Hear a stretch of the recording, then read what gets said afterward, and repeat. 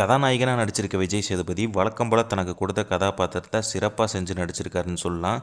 அதில் எந்த ஒரு குறையும் வைக்கல. ஆனால் அவருடைய கதாபாத்திரத்தை வடிவமைச்ச விதம் வந்து சுவாரஸ்யமாக இருந்திருந்தால் இன்னும் கொஞ்சம் நல்லா இருந்திருக்கும். கதாநாயகியான ருக்மணி வந்து கன்னடத்தில் சப்த சகராச்சோ எல்லா படத்தோட மூலியமாக இளைஞர்களோட மனதில் பெரிய அளவில் இடம்பெற்றாங்க. அதே போல் இந்த படத்துலையும் தன்னோட அழகாக நடித்து சிறப்பாக வெளிப்படுத்தியிருக்காங்கன்னு சொல்லலாம். யோகி பாபுவோட நகைச்சுவை வந்து பல இடங்களில் ஒர்க் அவுட் ஆகலன்னே சொல்லலாம். அதுவே இந்த படத்துக்கு மிகப்பெரிய மைனஸ் பாயிண்ட்டாக அமைஞ்சிருக்கு. மேலும் திவ்யா பிள்ளை, பப்ளு, அவினாஷ் ஆகியோரோட நடிப்பும் சூப்பராக இருந்துச்சு. இயக்குனர் ஆறுமுககுமார் கதைக்களத்தை உருவாக்கிய விதம் வந்து நல்லா இருந்துச்சுன்னே சொல்லலாம். திரைக்கதையில் அதை சுவாரஸ்யமாக ரசிக்கும்படி அவங்க வந்து வழங்கலான்னு சொல்லலாம். குறிப்பாக முதல் பாதியில் திரைக்கதை வந்து பல இடங்களில் தொய்வாக இருந்துச்சு. அதே போல் கதாபாத்திரங்களோட வடிவமைப்பு வந்து இன்னும் வலுவாக இருந்திருக்கலான்னு தோணுச்சு.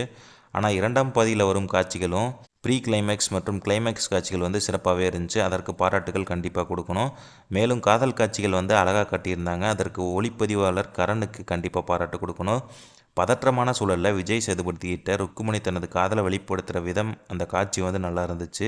ஜஸ்டின் பிரபாகரனோட உருது பாடலுக்கு ரசிக்கும்படி இருந்தாலும் மற்ற பாடல்கள் யாவும் மனதில் நிற்கலை. சாம் சிஎஸோட பின்னணி இசைகள், ஆக்ஷன் காட்சிகள் மிரட்டலாக இருந்துச்சு. எடிட்டிங் படத்தில் பல இடங்களில் காப்பாற்றியிருக்குன்னே சொல்லலாம். இந்த படத்தோட ப்ளஸ் பாயிண்ட் என்னென்னா விஜய் சேதுபதி நடிப்பு, ருக்மணி வசந்த், பப்ளுவோட நடிப்பு, கிளைமேக்ஸ் காட்சிகள் எல்லாமே சூப்பராக இருந்துச்சு. மைனஸ் என்னென்னா முதல் பாதியில் திரைக்கதை வந்து தொய்வாக இருந்துச்சு. பல இடங்களில் எடுப்படாத நகைச்சுவை காமெடிகள். மொத்தத்தில் ஆஸ் படம் வந்து விஜய் சேதுபதியோட கரியரில் ஒரு சுமாரான படம்னே சொல்லலாம். எனக்கு அப்படி தான் தோணுச்சு. இதுவரை நடித்த படத்துக்கு இது கொஞ்சம் சுமாராக இருந்த மாதிரி எனக்கு தோணுச்சு. இந்த படத்துக்கு என்னோட ரேட்டிங் வந்து 5க்கு 2.5 கொடுப்பேன். நீங்களும் படத்தை பார்த்துட்டிங்களா? உங்களோட கருத்து, கமெண்ட், ரேட்டிங் என்னன்னு சொல்லிட்டு மறக்காமல் கமெண்ட்டில் சொல்லுங்கள். தேங்க்ஸ் ஃபார் வாட்சிங்.